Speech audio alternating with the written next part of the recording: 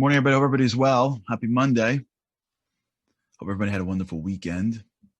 It's great to be with you again. I cannot believe how quickly this season is going. We are heading quickly into the world of Memorial Day, which in the Northeast, for the Americans that are watching, is the beginning of summer. Today is a beautiful day in general, but also in particular, today is Yom Yerushalayim, Jerusalem Day. And for those who are connected in any way to the state of Israel, it's a huge celebration. Yesterday, they unveiled the largest flag, I think, ever throughout the Western Wall Plaza. We've been talking about this concept of understanding who you are, understanding the power that we have inside us, and the recognition that the pathway out really comes through the world of discomfort. I want to sort of delve into the next level here of what that sounds like. And we spoke about this a little bit, but I keep on getting back to this.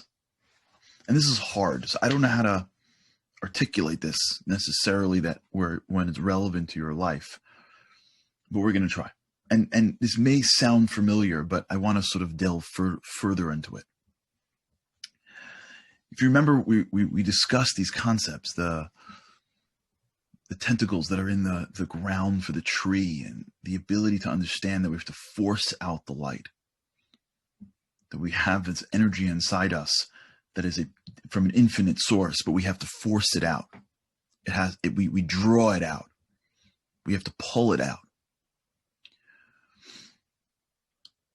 One of the ways in which we do that is through our mouth, right? So what we spent a little bit of time in the past few weeks really focusing around was in our actions, forcing our actions, taking on things that are beyond us, moving past the uncomfortable, moving past the comfortable in our actions. But what takes place a lot of times in our lives, and this is complex, so I'm just going to mention it. I don't know if we'll spend too much time on it, but I just want to mention it because it's on my head for a whole variety of reasons, is the idea of speech, but speech, uncomfortable speech. There's a man named Ray Dalio. Ray Dalio runs a hedge fund, the largest hedge fund in the world, called Bridgewater Associates, I believe. Just to give you a sense of how large this company is. Bridgewater has under its management, the assets under management of $140 billion. This man and his company runs, just get your head around that number, $140 billion. Last year, he made $40 billion. It's a lot of money, like a lot of money. He started out of his apartment. And over the past decade or so, as he starts to move past, I guess, the building stage into the retirement and legacy stage, he started to discuss what was the underlying principle of this entire organization. So you imagine a man who built an organization from nothing to 140 billion is opening the kimono and sharing with the world what was the underlying reason for his success. And he discusses a concept that exists in Bridgewater that really is unique, and as you hear it, it almost will make us feel uncomfortable, and it's called radical transparency. He believes to his core that people have ideas and they have differences of opinion, but we don't share it with each other because we're scared. I don't want you to think that I'm dumb, so I'm not going to ask the question that I have. I don't want you to not like me, so I'm not going to disagree with you. I don't want you to not like me, so if I don't like you, I'm going to tell my friend and not you directly. It's hard for me to get past you into the issue that bothers me. It's easy for me just to capture it all into one person and talk about it behind your back. But if I have to confront you, I have to articulate that which I disagree with. So when you're running a company, he holds, if people have all these ideas and they're passive aggressive, it doesn't get shared. There's no idea meritocracy.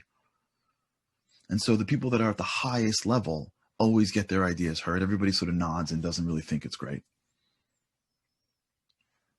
And as a result, you're not accomplishing as much as quickly.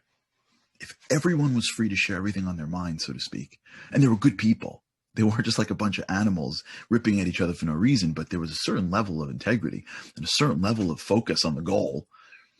Over time, the freedom to speak your mind enables a certain meritocracy of truth, of ideas. There's a great podcast with Adam Grant where he speaks about, it was unbelievable, where he covers this. And the podcast opens up with some guy saying, it was the best and the most difficult day of my life.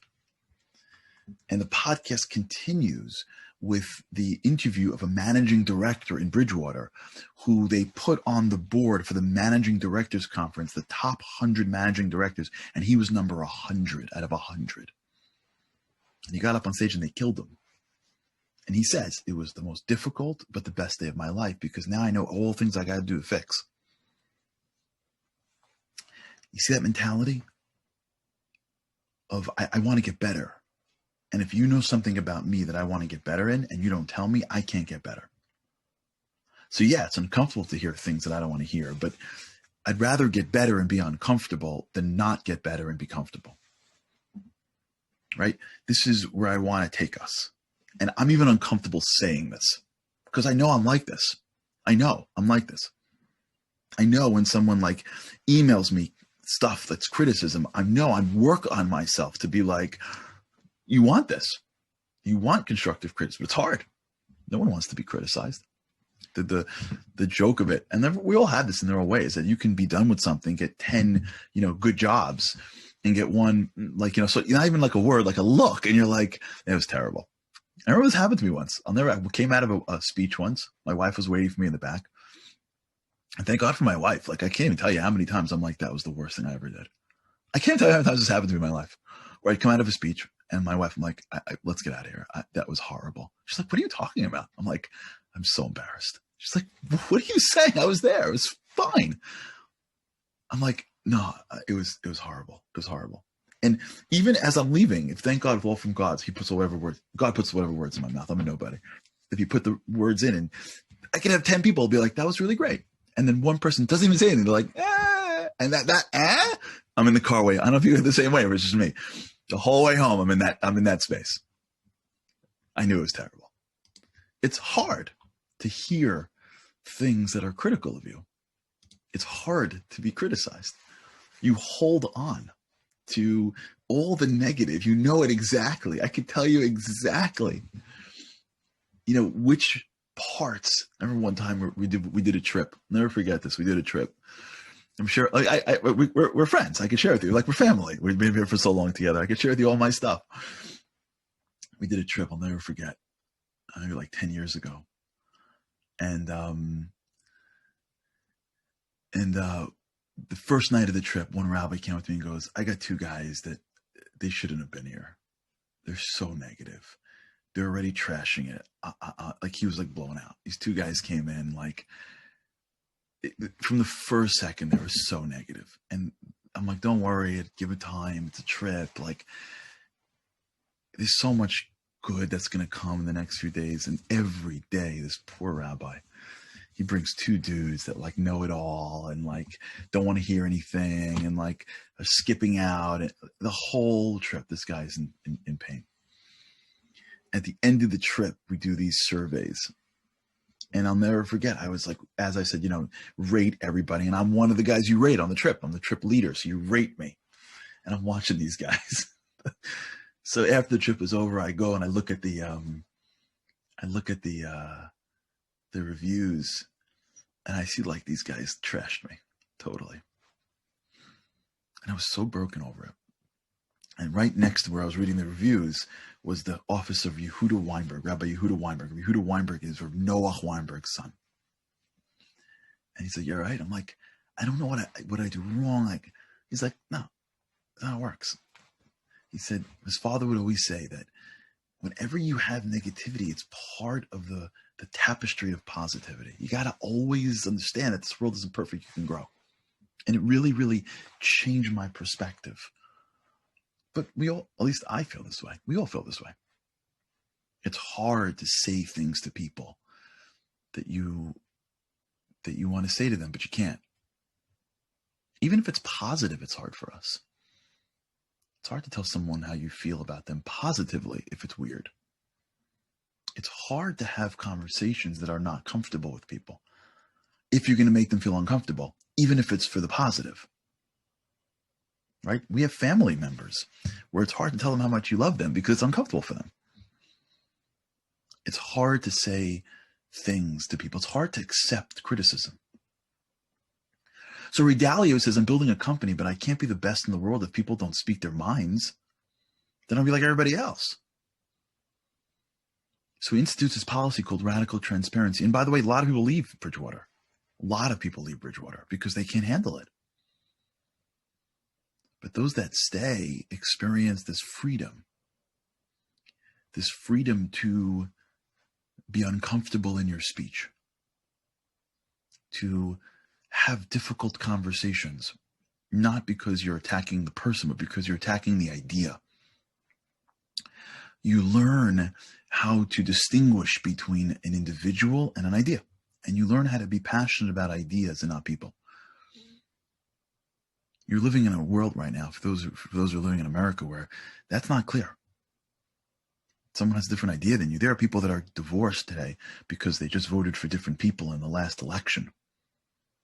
Like the idea that I can't live with you because I can't distinguish your ideas from you. That's a normal thing today.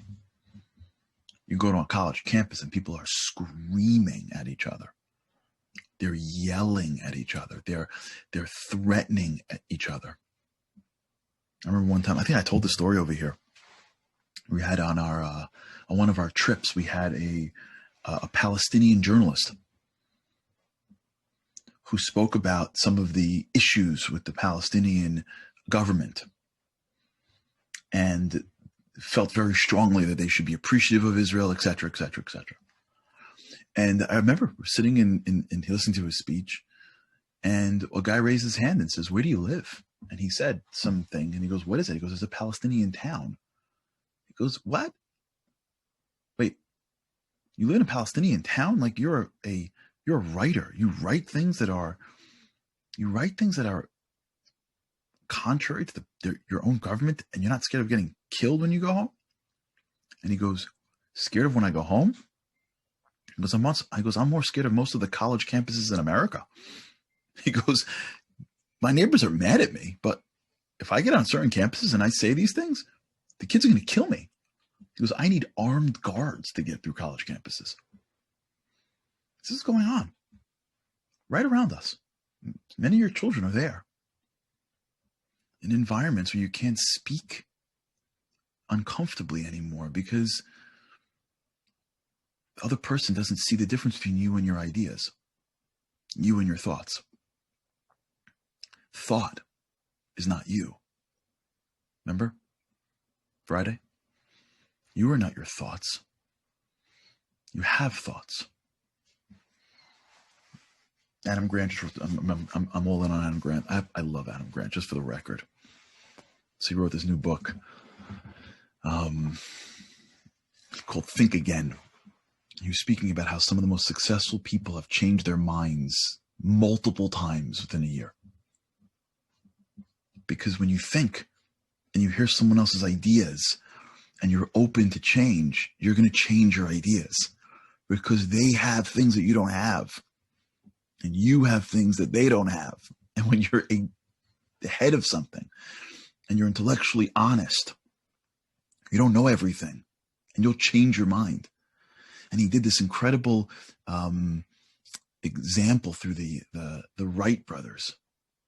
And he said that one of the reasons why the Wright brothers are so successful is because they beat garbage out of each other. They were like brothers in every sense of the word, and they would beat each other up intellectually, and they would fight and fight and fight and fight and fight and fight until their ideas were like sharpened. They weren't like, that's a great idea. No, seriously, that's a wonderful idea. And then call their mom, like, Ma, I don't know. Like, Orville's, how do they would never have anything off the ground, or it would just crash. The ability to speak in an environment that allows you to share what you want to share allows greatness to happen. We live in a world that if you had an idea when you were 15 and someone can find a college essay or a high school essay and use it against you when you were 50 or 60, thought isn't meant to change, but it is. And so Ray Dalio was pushing this through, and even to this day, his company continues to explode. And it's so hard for us to understand that. It's because at the end of the day, if we can be really frank about this, and for those who were, I think I spoke about this on Timeless Lessons this Friday. At the end of the day, you have to choose what is the center of your life.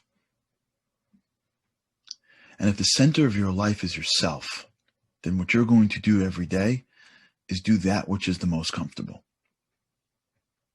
But if your center of your life is something else, your family, your friends, the community, your nation, God, truth, then that center will require you to engage in what's called uncomfortable speech.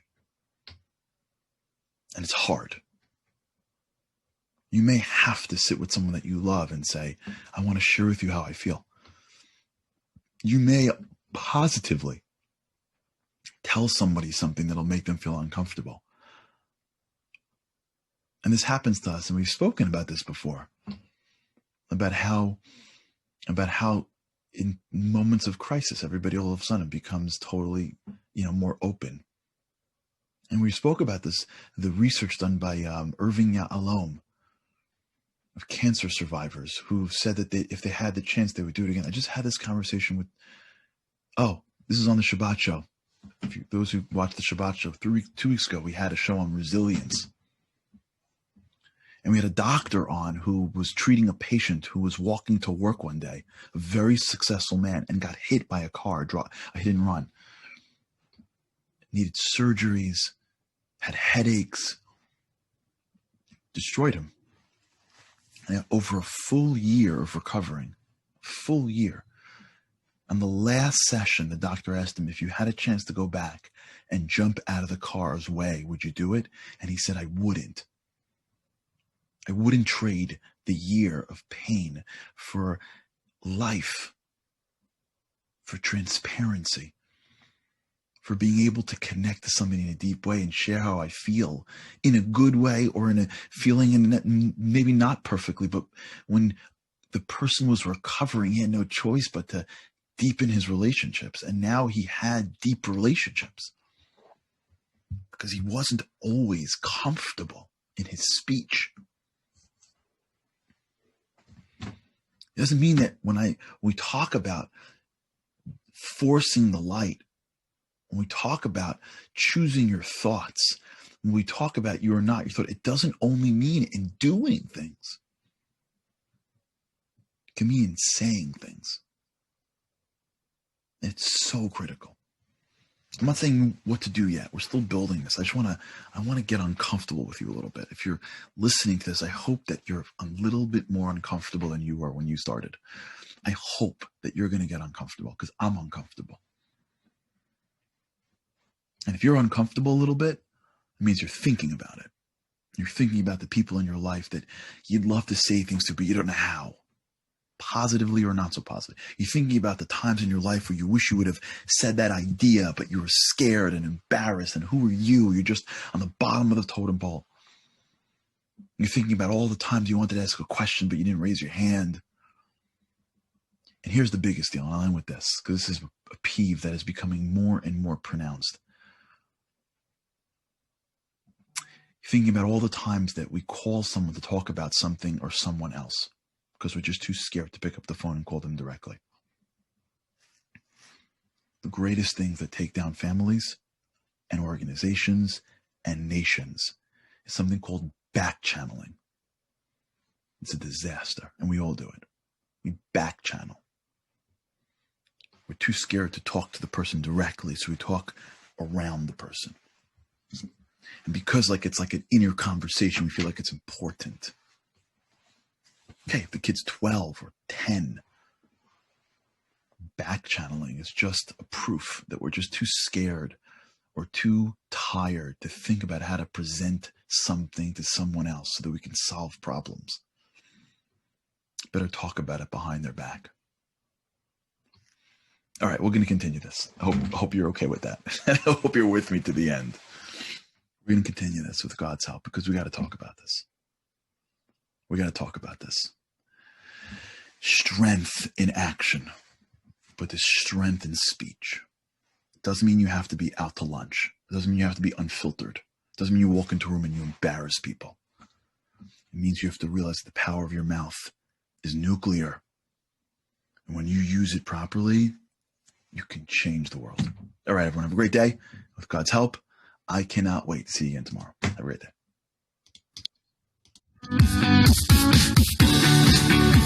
day.